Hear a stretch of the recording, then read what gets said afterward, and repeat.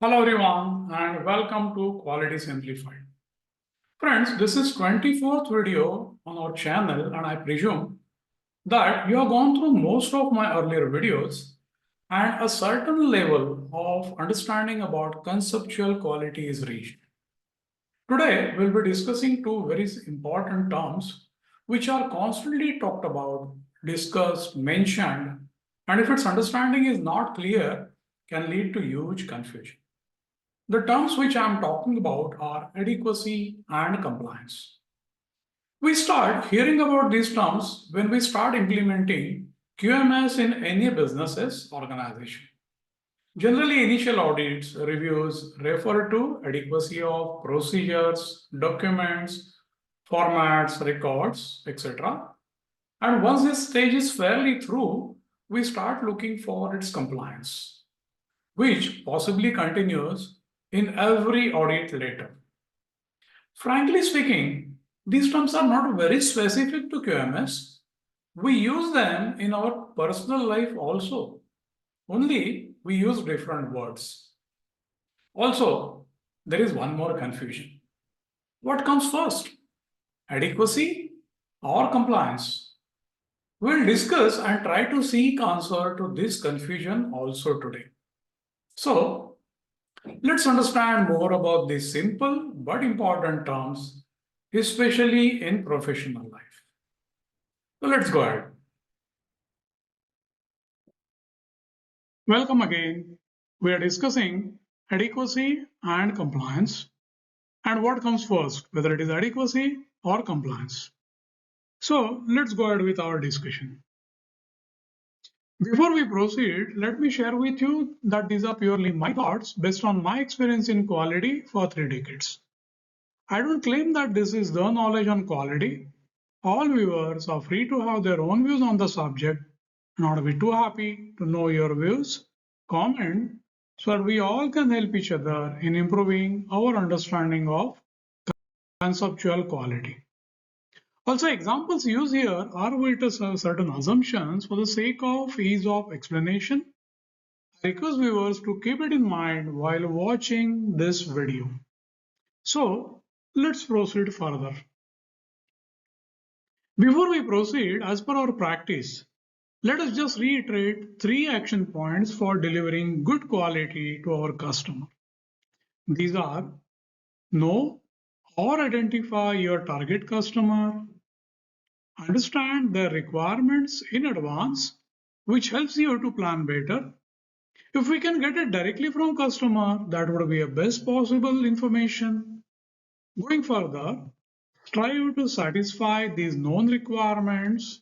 And finally, receive feedback on quality delivered and act as required. To deliver good quality, we must remember and practice them to make it a way of life, part of our DNA. Before we start, let's first understand what is adequacy. Adequacy refers to comprehensiveness, sufficiency, accuracy, effectiveness of anything that is being discussed for adequacy, so that when used, we get result as expected. For example, if we are discussing a procedure, then a procedure would be adequate if it is comprehensive enough and if followed through will give expected result as mentioned in its objective. Adequacy does not apply to only procedure but to anything in this world.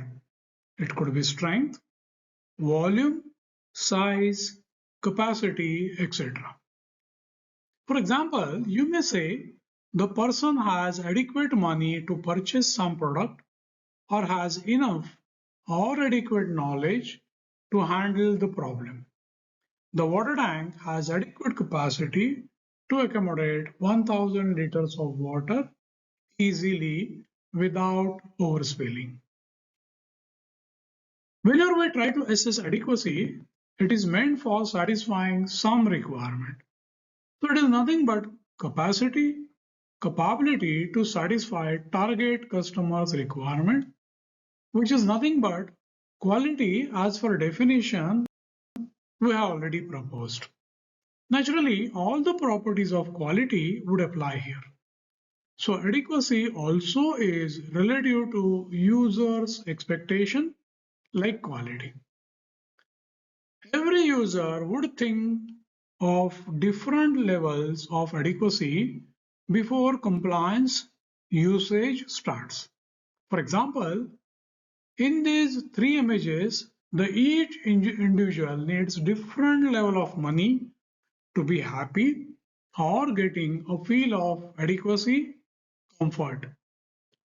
For whatever reason, the term adequacy is not used much in personal life, but used more in professional life and especially in QMS.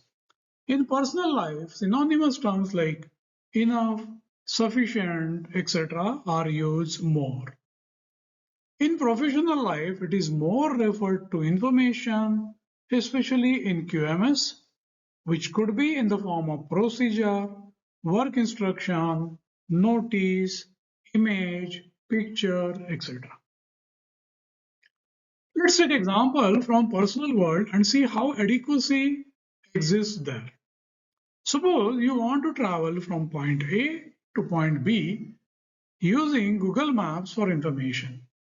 The information generally available on this Google map is route, direction, distance in kilometers or miles, speed limit, expected time of travel between these 2 points, traffic condition, tolls, etc.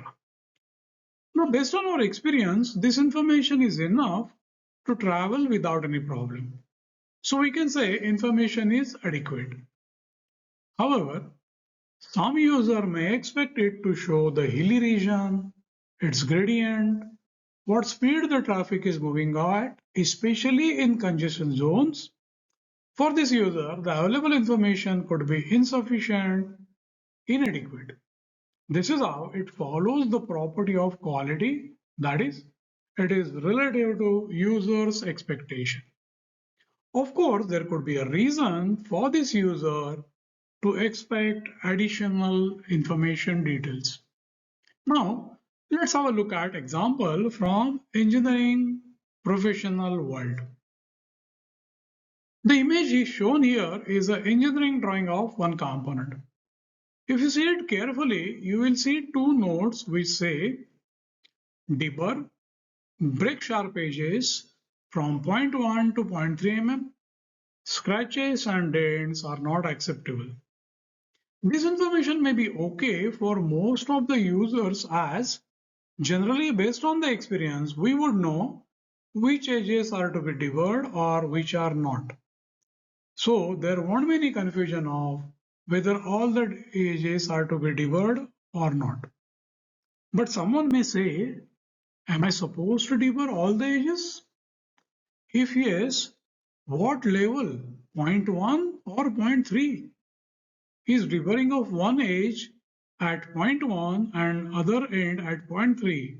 Is it okay? Similarly, for scratches and dents, someone may say, what size of depth of dent is not acceptable? Or is it not acceptable at all? Is it applying to all surfaces? Detailing and avoiding ambiguity has got no end, and it's a journey like quality, which means nothing but you are increasing adequacy of information given in drawing. However, the level of comprehensiveness, adequacy of information to different user may be different. Now, let's discuss compliance in brief and understand what comes first, adequacy or compliance.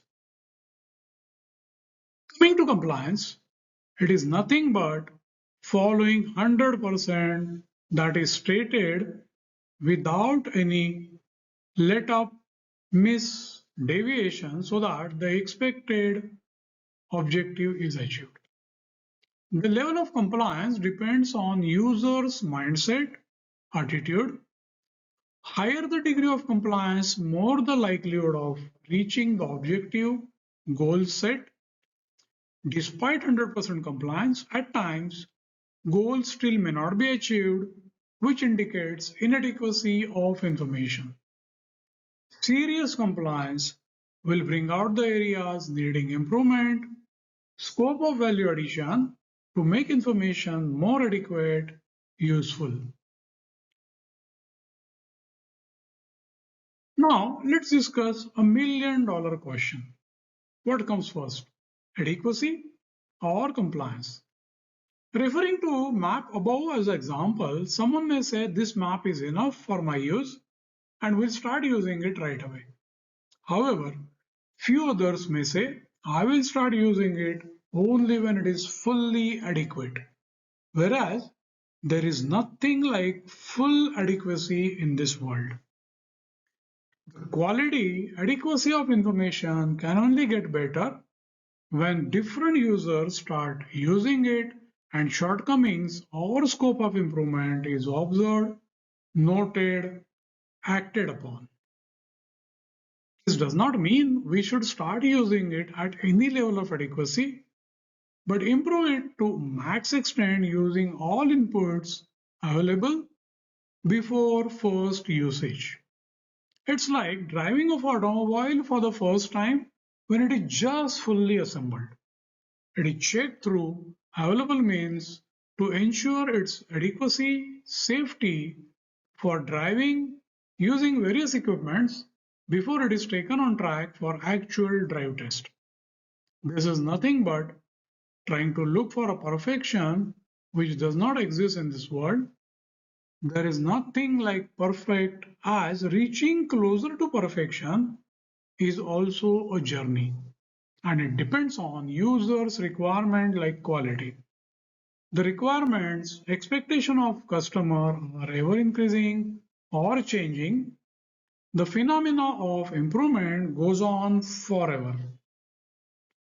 In this example, once we start using the map, we start finding scope for adding information like hilly region, gradient, average speed of traffic movement, water logging, snow-covered roads, etc. etc. So friends, please remember it's compliance which comes first before adequacy improves, as compliance only will bring out areas needing improvement.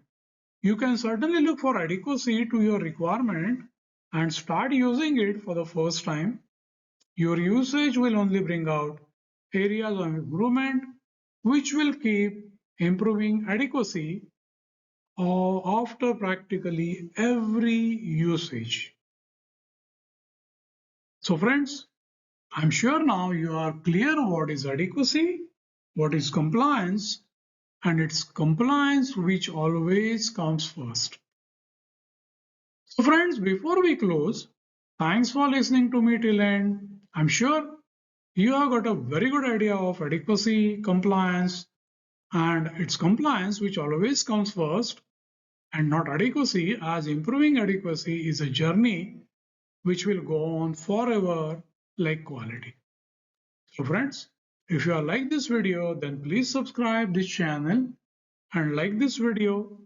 Recommend others to subscribe, watch and like. Also let me know if the knowledge information shared is helping you and if you need any specific area to be added in future videos through comments.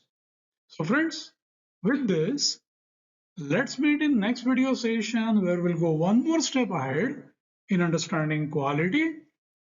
Till then, goodbye.